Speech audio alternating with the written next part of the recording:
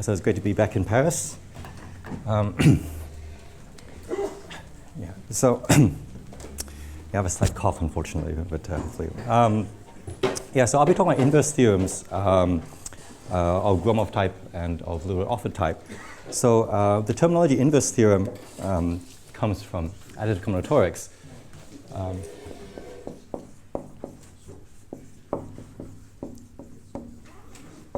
Roughly speaking, what an inverse theorem is a description of objects that obey some combinatorial structural property. So you have some object A, and it has some combinatorial property.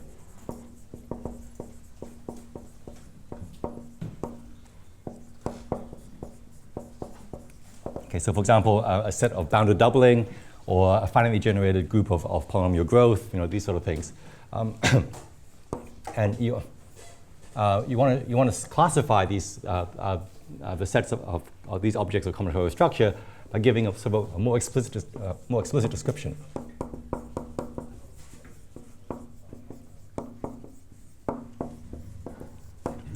Or as explicit as possible, a description of your set, which is sort of more algebraic, more explicit than the combinatorial input. And ideally, you want your inverse theorem to be as reversible as possible. That conversely, if you take an object which has this description, it should actually obey the original combinatorial structure, maybe with slightly worse quantitative constants than what you started with. So it might not be an if and only if, but it might be sort of close to that. So let me give you some examples. So the the basic example in additive combinatorics is Freiman's theorem. Okay, so let's start first in the integers. So if you take a finite set of integers, some constant k, the combinatorial structure that you start with is bounded doubling. Ooh. That A plus A, the size of the sum set A plus A is only k times bigger than A itself. And the conclusion of Freiman's theorem is that this finite set is actually very structured, is that there exists a multidimensional arithmetic progression.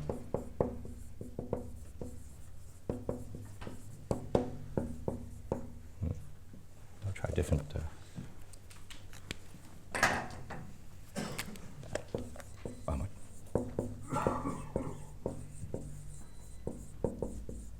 Okay, so by this, I mean a set of all numbers in the form n1, v1 plus nr vr. v1 vr lie in the group, which in this case is the integers, and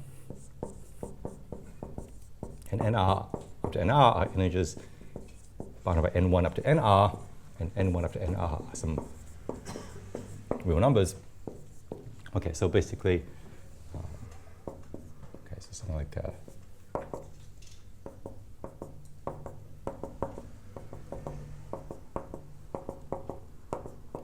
this would be an example of a multidimensional arithmetic progression. Actually, it's, strictly speaking, a symmetric arithmetic progression. So there exists a progression of rank. Okay, so this R is called the rank. Rank R bounded by some constant depending on k, and whose size is just a little bit bigger than k.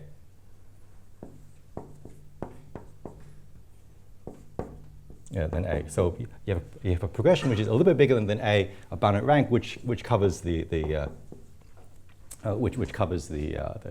progression, which covers the original set. So the set itself might not be a progression, but it is efficiently covered by a progression. And so this is a much better description of sets of bounded doubling than this, because it's very concrete. You just, this is a very geometric object, and you just have a large dense subset of a progression. And it's sort of reversible.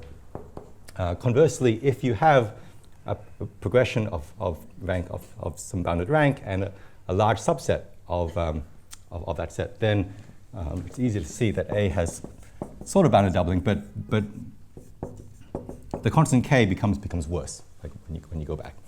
Okay, so this is a prototypical example of an inverse theorem. Okay, and it's proven usually using Fourier analytic methods. I'm not going to talk about the proof here. Okay, now in group theory, the most famous inverse theorem is Gromov's theorem, which we saw in Emmanuel's talk. In fact, this talk has a lot of overlap with Emmanuel's talk.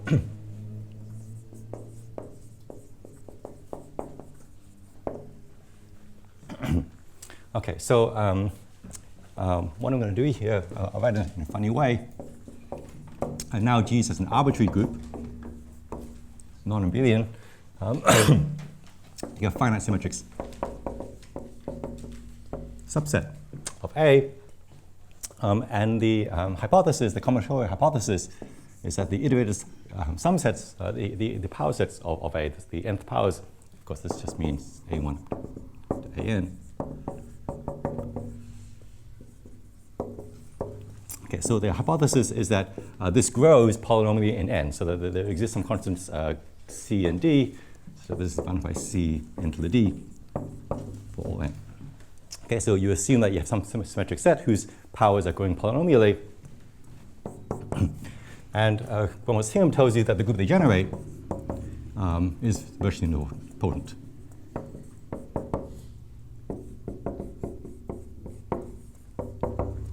Okay. Actually, for reasons which will become clearer later, I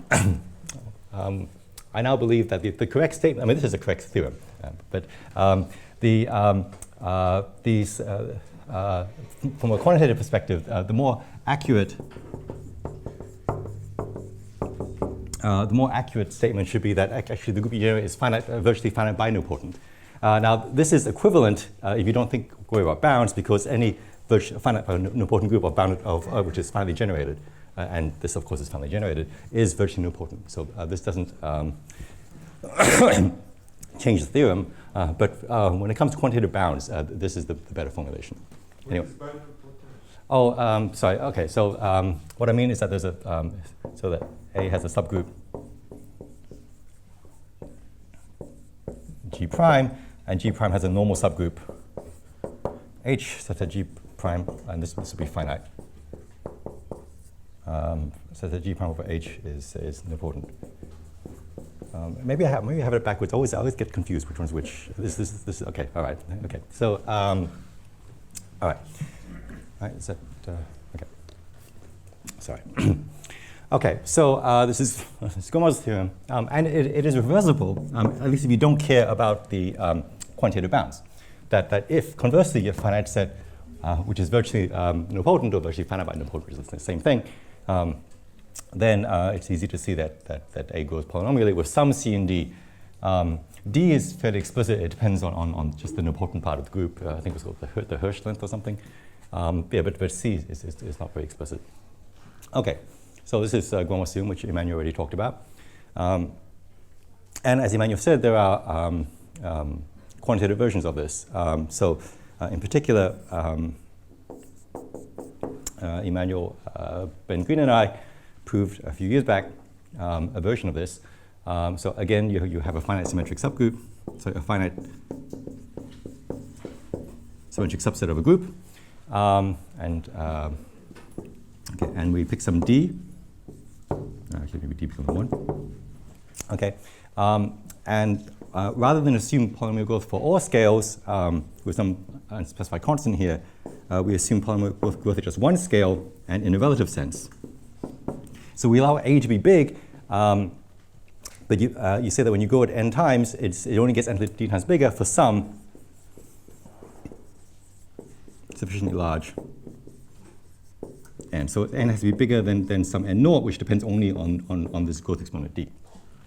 Okay, so maybe just okay. So for some n sufficiently large, depending on the exponent, so just one, you have one n, for which this is large, then again A is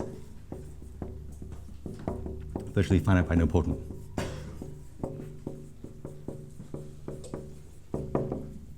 Okay, so that there's a subgroup G prime, so that G prime over H is nilpotent. Now, furthermore, now here's where it becomes important that we have this clarification here. We have bounds. The finite by nilpotent piece, which is called G prime, has the index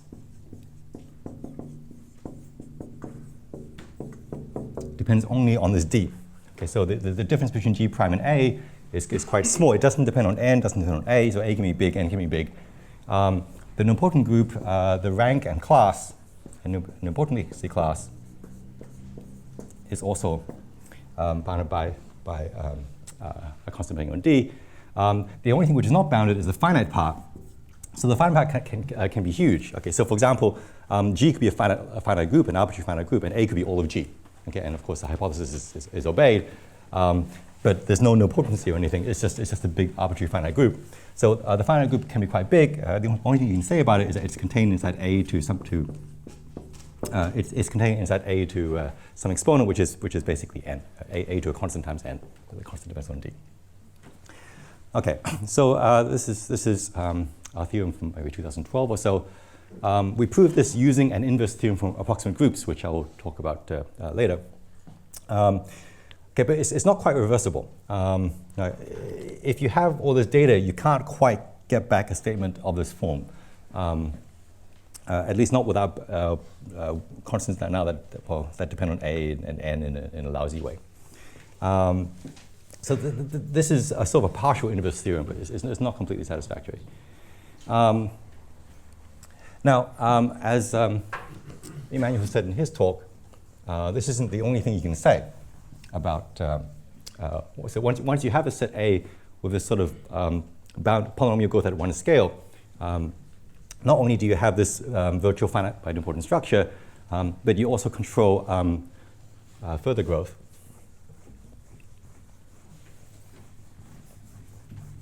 So this was already essentially mentioned in Emmanuel's talk.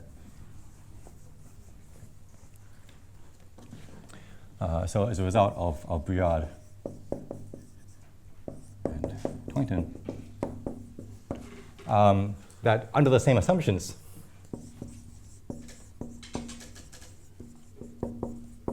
okay, polynomial growth at one scale, you also get a bounded doubling at all higher scales.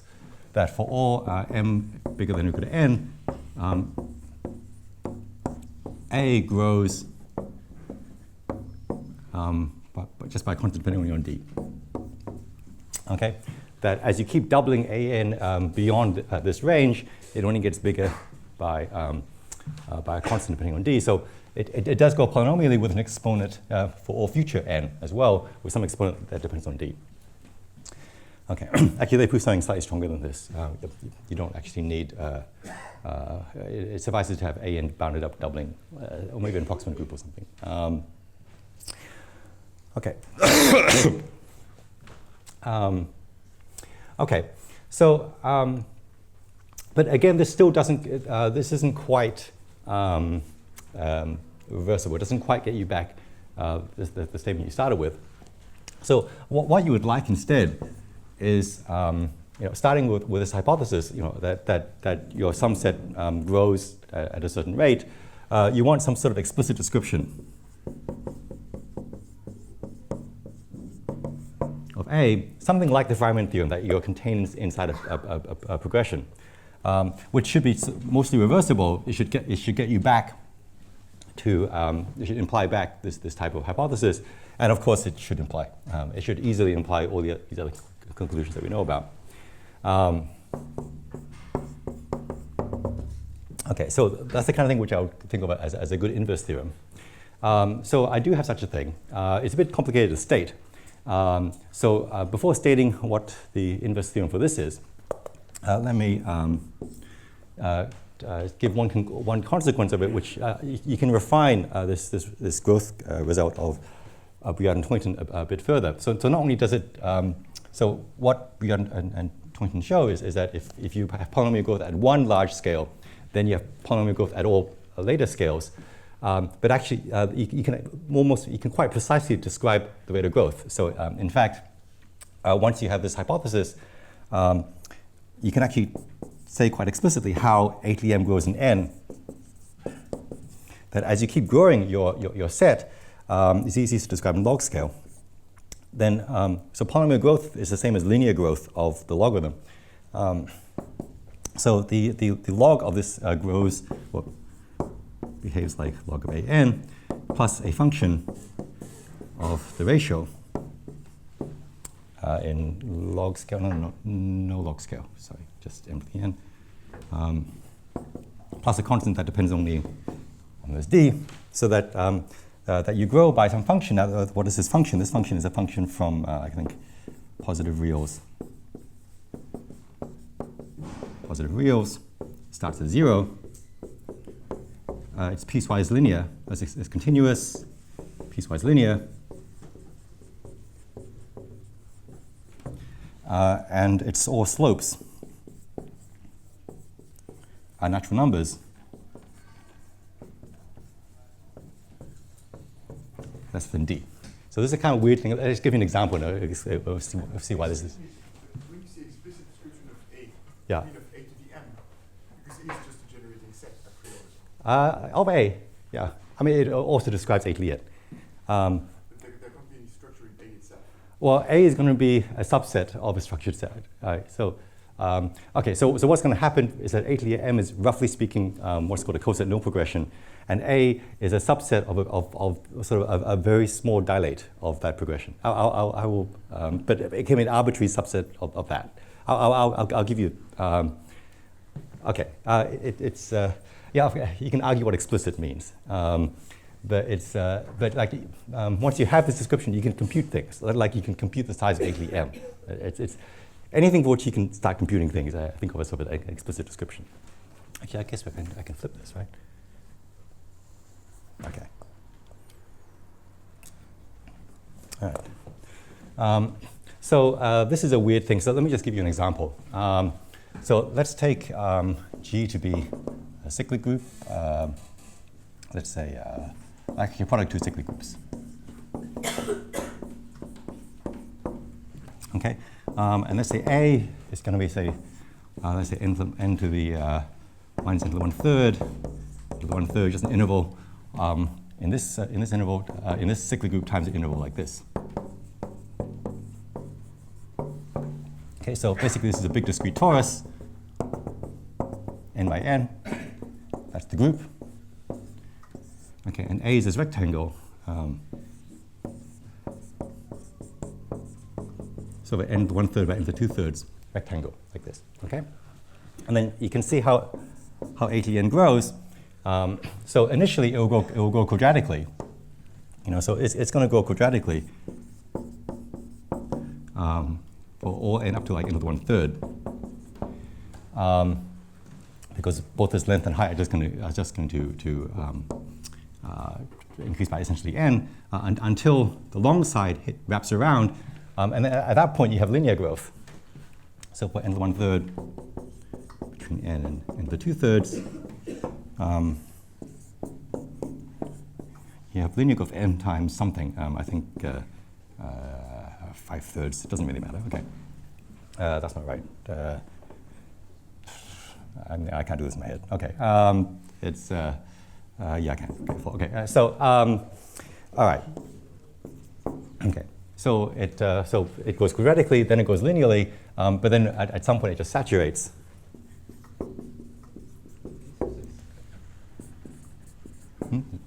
Is it? Well, okay, whatever it is. Okay. All right. Okay, but then it stops. Okay. This one I can compute. Okay, so it saturates at okay.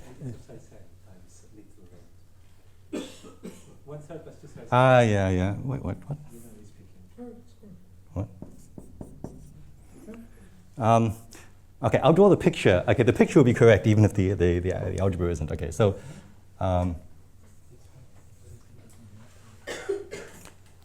And now that I think about it, I think I do need a log here. Okay, otherwise this would not.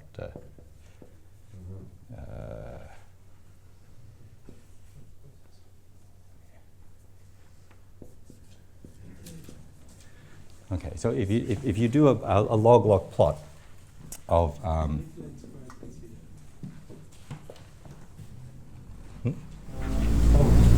it's not continuous. Okay, well, what it should be, okay, is it should start at the size of A. So if you plot log of A to n, it should grow quadratically, then it should go linearly, and then it should flatten out.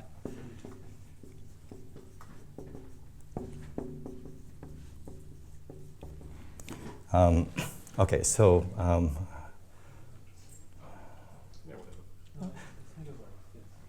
okay, all right. All right, but yeah, so you have this piecewise linear function whose which should be continuous, okay, if I did it correctly, and its slopes are 0, 1, or 2.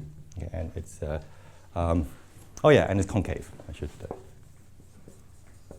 Okay, the slopes only decrease. Okay, so it looks like that. And so basically what the theorem is saying is that once you hit polynomial growth, then beyond that, it can continue to grow, but only at this very prescribed explicit rate. Okay. So in this particular example, you have polynomial growth from the get-go. So starting from n equals 1, you already have polynomial growth. But you can imagine, so for example, instead of taking the entire rectangle here, you could take sort of a random subset, a sparse random subset of this initial rectangle as your set A. And typically what would happen if you do something like that is that your set A will initially grow exponentially until it fills out this rectangle, and then it will experience a growth like this. And so you get a picture which is sort of some exponential growth and then polynomial growth after that. And so but eventually you get linear growth. Okay.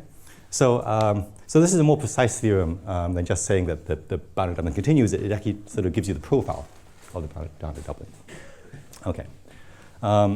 So this is the type of theorem which you can basically only prove by getting a sufficiently explicit description of A that you can just compute the growth rate. Okay. Okay. All right.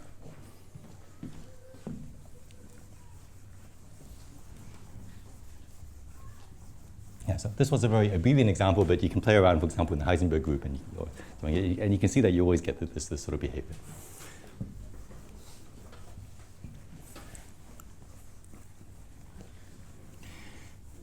All right. So I want to give you this more explicit description, and then eventually I want to talk about measures and Littlewood-Offord theory. Well, I'll get to that hopefully. So it uses this BGT theorem that was mentioned in Emmanuel's talk. So I need a lot of definitions to even state the BGT theorem. So just bear with me for a little bit. So these were flashed quite quickly in Emmanuel's talk, so I'll do them again here. So we saw the notion of a arithmetic progression in the abelian case. In the non-abelian case, there's a corresponding concept of a nilprogression.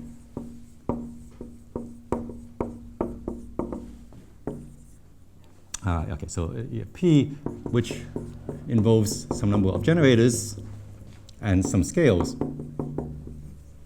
So these are real numbers. These are elements of the group.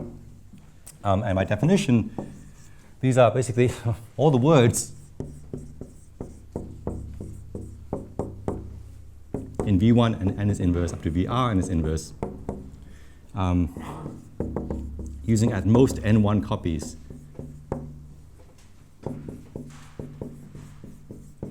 of V1 and its inverse, and so forth up to at most nr copies of VR and its inverse. Okay, it's kind of like a ball in a weighted word metric, where using the generators V1 up to VR.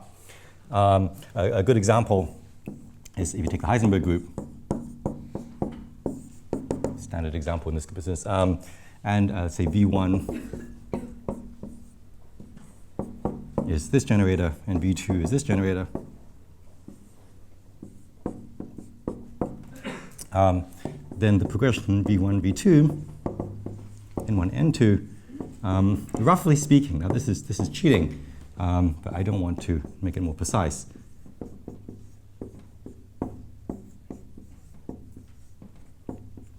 That this progression is sort of a nilpotent box in this three-dimensional space of sizes, dimensions comparable to N1, N2, and N1, N2. So what this notation means is that if you have a matrix in this progression, then this entry is of size N1, this entry is of size N2, and this entry is of size N1, N2. Conversely, with different constants, if you have a matrix with this entry of size N1, this entry of size N1, N2, this entry of size N2, then you are back in here, but it's a different constant, so it's not equals should be taken with a grain of salt. But it's comparable to a box. So this is a good example of of a nilprogression. And in the abelian case, it collapses to the notion of arithmetic progression that we saw before. It's more general. Okay, so that is a nilprogression. That doesn't help, does it? Okay. Okay.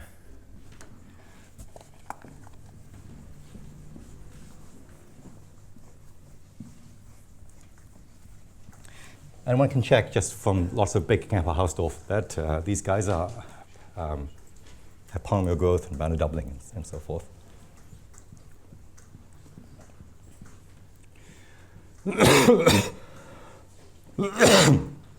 Okay. Oh yeah, and these V's have to generate an important group. Okay, and we say that R is the rank of the progression, and the class of the important group it generates is the class of the nilprogression. Okay, so then we have of a coset nilprogression. And this is sort of basically, well, okay, so it's sort of finite by nilprogression. So it is to nilprogressions as finite by nilpotent groups are to nilpotent groups, except that this doesn't make sense because this is not a group. So what a coset nilprogression is, as said in Emmanuel's talk, is the product of a finite subgroup, finite group, and a set P. So this is some finite subset of the normalizer of of the group, such that when you quotient out by which becomes nilprogression after quotienting by H.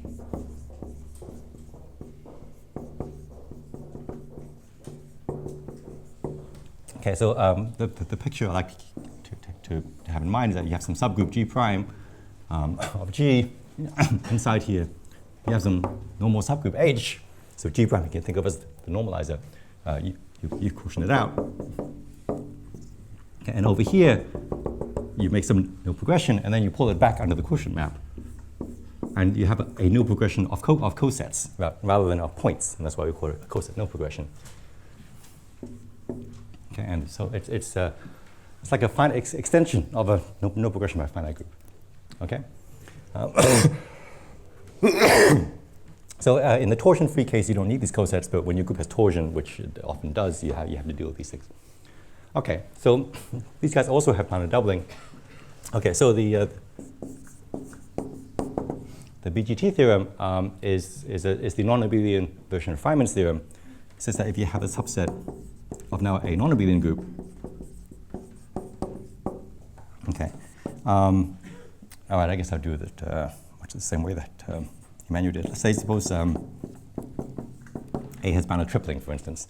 Actually, the doubling would also work, actually. Yeah, maybe, okay. So if suppose A has bounded doubling by K, then A can be covered. So A by big of K, let's say left translates, also right translates, but okay. Of a coset nilprogression HP, where the rank and class of this nilprogression bounded by K. Okay, but the H can be huge. Okay, so again, this is so you can think of this as sort of a quantitative version of something like Gromov's theorem. That you have something like polynomial growth here, and the conclusion is something like being virtually finite by nilpotent. So the covered by, that's the finite. That's the virtually part. This is the finite by part, and this is the nilpotent part in some sense. Okay, so this is the BGT theorem. It implies, for example, Gromov's theorem and many of these other things. So this is sort of the main tool that we use to prove all these other inverse theorems. Okay, so that's the inverse theorem for bounded doubling. So now I can give you the, no, I can't. I have to give you some more definitions. Okay, so this is the, this is pretty much reversible. If A is actually, one last condition. HP is not too big. Okay, it's about the same size as A.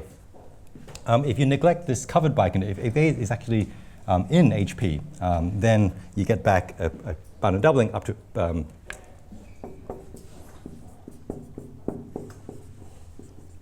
up to a constant that depends on k rather badly, actually, ineffectively, unfortunately. But it's reversible.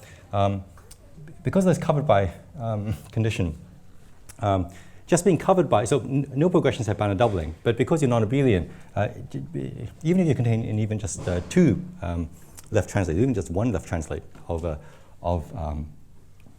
this no progression, you don't necessarily have bounded doubling because the element you cover by doesn't necessarily normalize this no progression. So if you want to really reverse this and get back something that looks like what you started with, you have to add a rather messy sort of approximate normalization condition that the translates that you use have to sort of approximately normalize this coset no progression, which is a little bit icky to stay, but it can be done. But it needs more notation.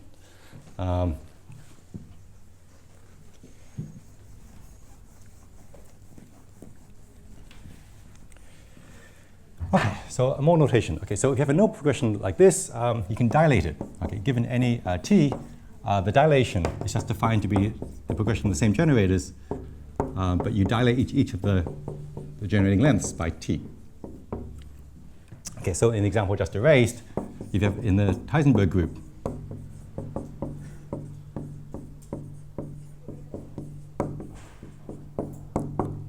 okay, you have this three-dimensional box.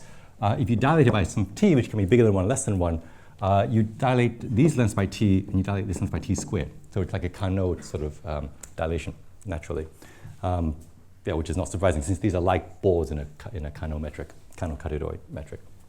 Okay, so that's the dilation.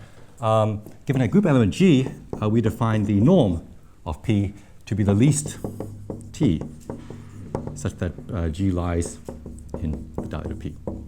Okay, so this is like a, it's not exactly a norm because this is not a vector space, but it behaves like a norm. So if P is like a box here, P becomes the unit ball in this norm, and small dilates of this are small balls, large dilates are large balls. Okay, so it's a bit like it's a bit like a norm. For example, it's symmetric, and there's a triangle inequality, which is sort of tautological.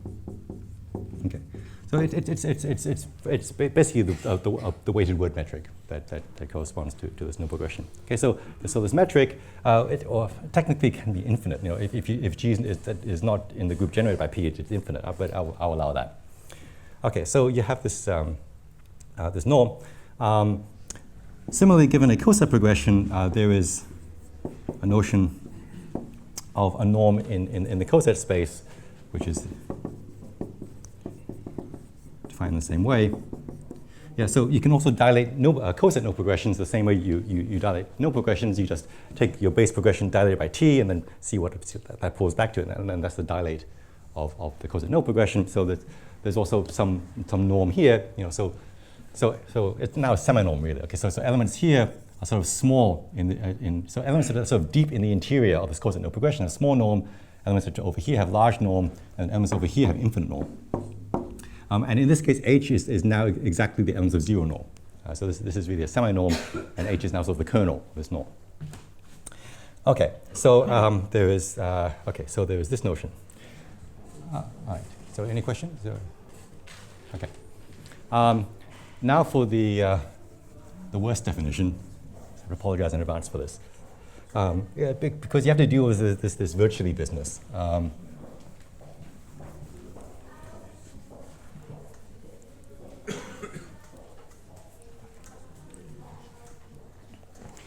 Okay, so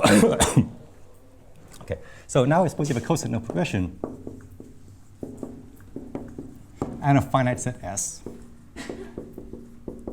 which does not necessarily normalize this, but so you should think of it sort of approximately normalizing this this coset no progression here.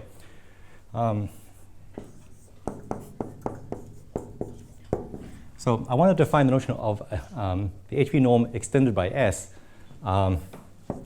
So all right, I'll write it down and then I'll explain it. Okay, I'll read it first, then I'll write it down and explain it. Okay.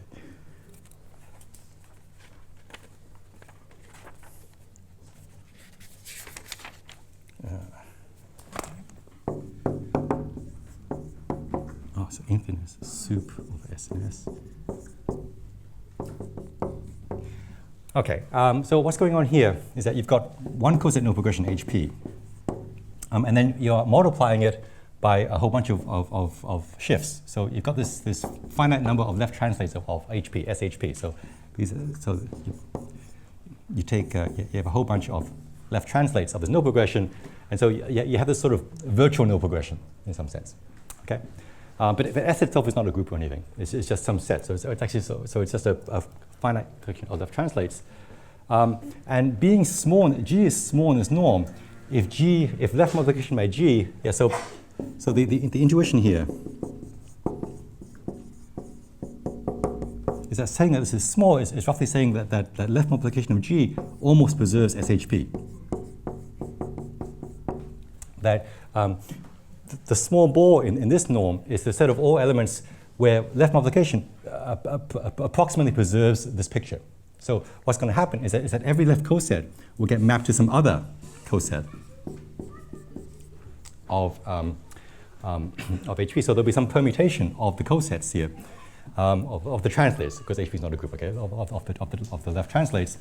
And so my G almost just maps SHP to sigma SHP with a little shift, and the error in the shift is what this is measuring. Okay, so G will do some permutation of these cosets, and it will shift things a little bit. So maybe an example might help. What is the sim of S? Oh, sorry, the set of all permutations of S. So this is a finite permutation group. Because different elements of G could permute the cosets in different ways. Okay, but there will exist a coset for which all the SHPs map almost perfectly onto sigma SHP, and that's what this is trying to say.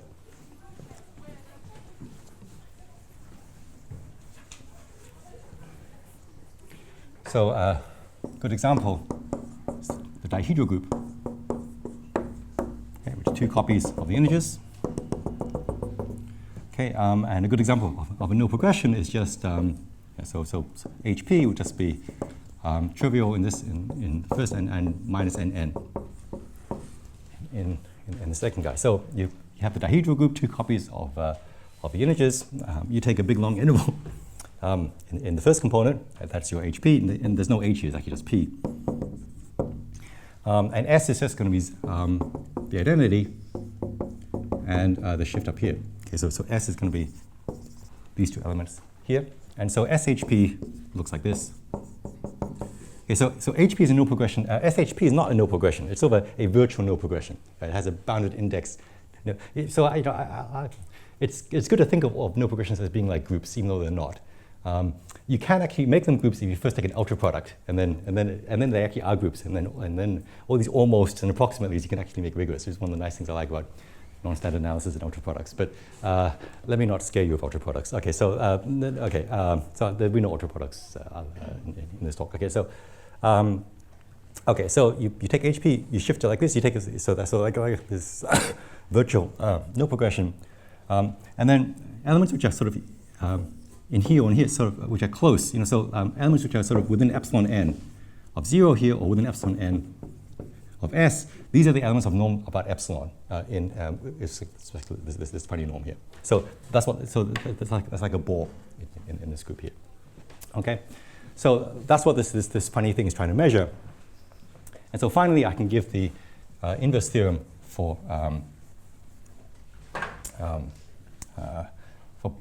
sets of polynomial growth. So the theorem.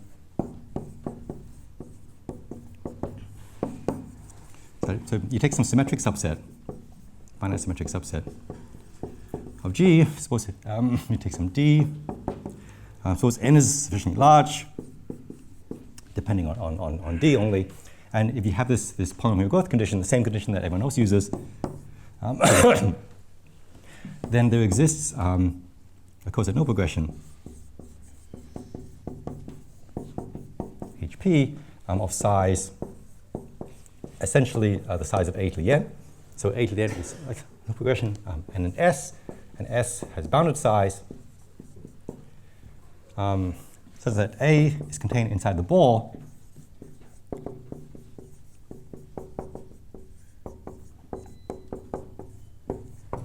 of all elements of size 1 over n.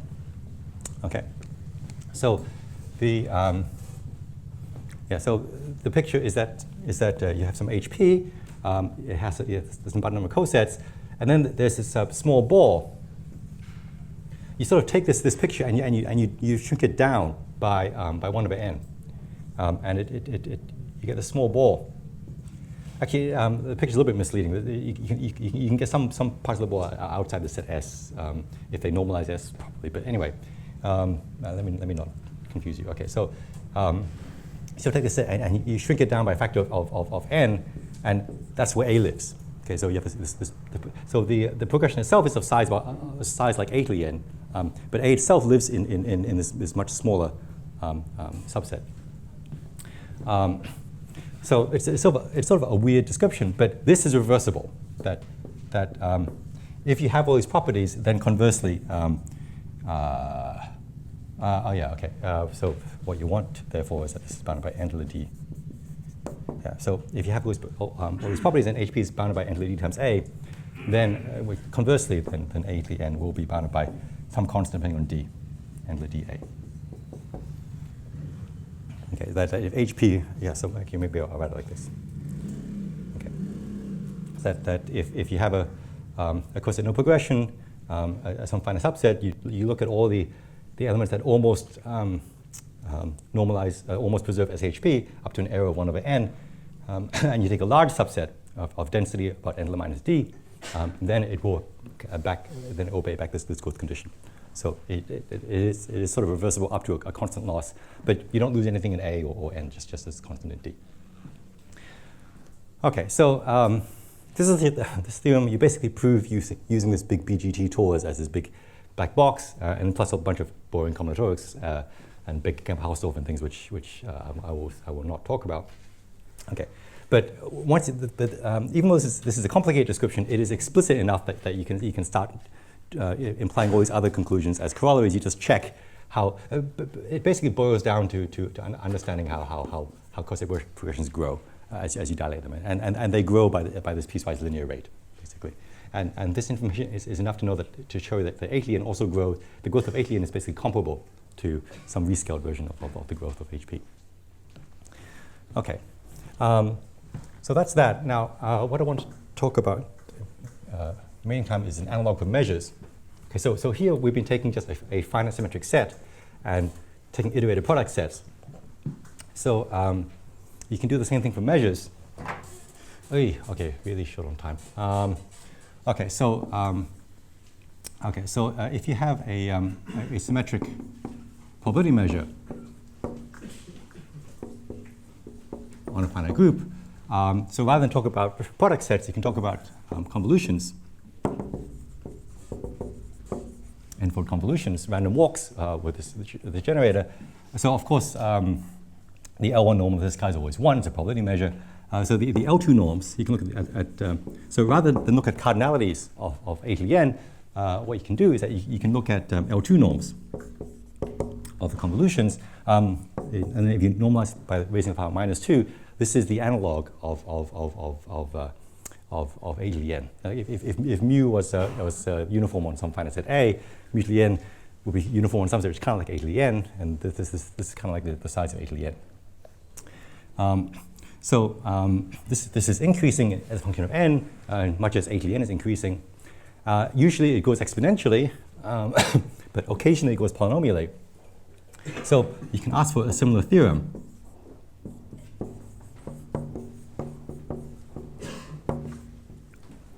Okay, suppose this sort of normalized support of the infinite convolution grows by some n to the d, and again n is just at one sufficiently large scale. You'd like an inverse theorem just describing all the measures that do this, and there is a similar statement that you can do. Unfortunately, there's an epsilon loss. So what I can tell you is that if you remove a subset, okay, so there's this subset of G of small measure, almost at 1 over n, that if you remove a set of small measure, then there exists a coset progression. Okay, again, the rank and step, I think I maybe didn't say that, but yeah, but the rank and step HV should be bounded, yeah.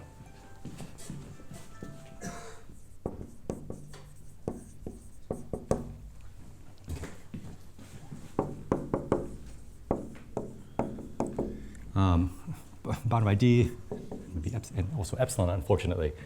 And a set S of size, again bounded by D and epsilon, such that as long as you remove this exceptional set,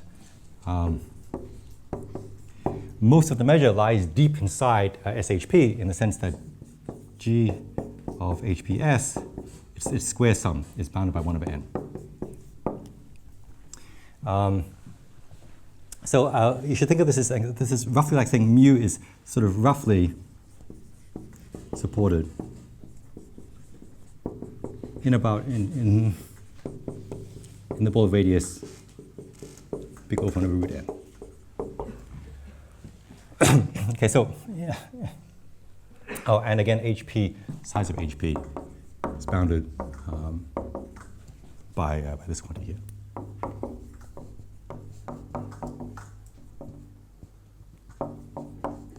Okay, so you have this this measure mu, which may initially have very small support. It spreads out, but not too much by this polynomial rate to this larger support. And then what you can show that you have the same picture as before. You have this HP and a whole bunch of cosets. And the measure will mostly be supported on sort of the ball of radius 1 over root n. You shrink all these balls by now 1 over root n rather than 1 over n, which is what happens for whoops, sorry. Okay. Okay. So for product sets, you have to shrink by 1 over n because you take n for product sets, you get back to size 1. But because now you're taking random walks, you expect square root growth, that you should only shrink by 1 over root n. And then if your measure starts off here, then randomly, most of the measure, after taking n for convolutions, should still stay within this set here. You can show that. You need some sort of virtually nilpotent central limit theorem, which you can prove, but let me not talk about it. But you are allowed some portion of the measure can venture outside of here, but there has to be the square integrability condition. So less and less mass can be of your measure can be further and further away from this small ball. But you have this condition. Okay, and unfortunately, there's also some exceptions to a small size, which I basically can't control at all. So I mean, this is sort of inevitable to some extent. That if you modify mu on a set of measure 1 over n, then that doesn't change these measures by too much. I mean, because when you go for n times, your random walk with positive probability never even see the modification that you made. So there has to be an exceptional set, and the natural size is 1 over n. And unfortunately, one loses an epsilon here for a Pichinot reason, which I really can't do anything about, unfortunately. And it makes all the constants depend on epsilon, which is very annoying. But you have this theorem, and this is almost reversible. If you didn't have this exceptional set, then this reverses back and gives you a claim like this with a constant loss. Let me not write down the precise statement. But this is a precise theorem. At present, I don't have any actual applications of this theorem, unfortunately, other than to note that in the abelian case, when you use abelian, it recovers an inverse Littlewood-Offord theorem of Nguyen and Vu, which I don't have time to describe here, but roughly speaking, in the abelian case, what Nguyen and Vu consider is that they take n vectors in an abelian group, and they consider the random walk form by taking a signed copy of V1 plus an independent signed copy of V2 up to an independent signed copy of Vn. And you ask, what is the return probability that this signed random walk goes to 0, returns to 0? So usually this return probability is exponentially small in n, but occasionally it is polynomial size.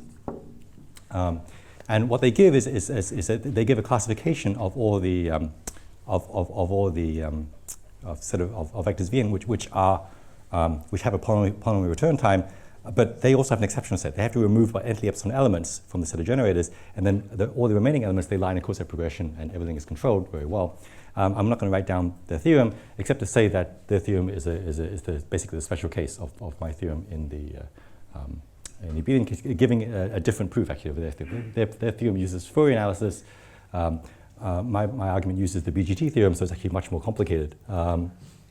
But it is a different proof.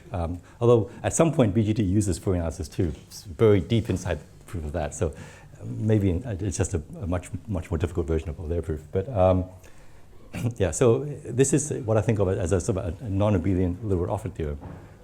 As I don't actually have applications for it yet, but I hope to. Okay, but I'm out of time, so I'll stop.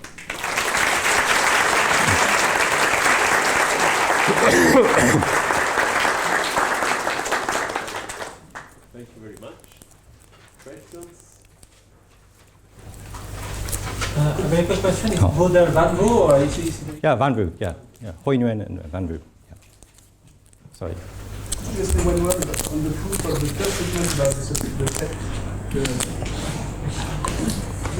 Yes. Sorry? Can you say one about Okay, so what you do, I mean, it's the usual thing. You look at doubles of a squared, a to the fourth, a to the eighth, and just from the Pigeonhole principle, at some point, your doubles must have bounded doubling from this polynomial growth condition. And the BGT theorem tells you, once you've bounded doubling, your set A is then approximately behaves like a coset nilprogression. Now, it doesn't quite, because it has these shifts. So it's not like you contain it in HP. That would make this theorem much easier to prove. It's contained in a finite number of translates. It's contained in some SHP. But then, as you keep doubling, every subsequent doubling must sort of preserve SHP, and you can start using that to get all the additional levels of control. But the main step is that you reduce to a place where you have bounded doubling. You apply BGT.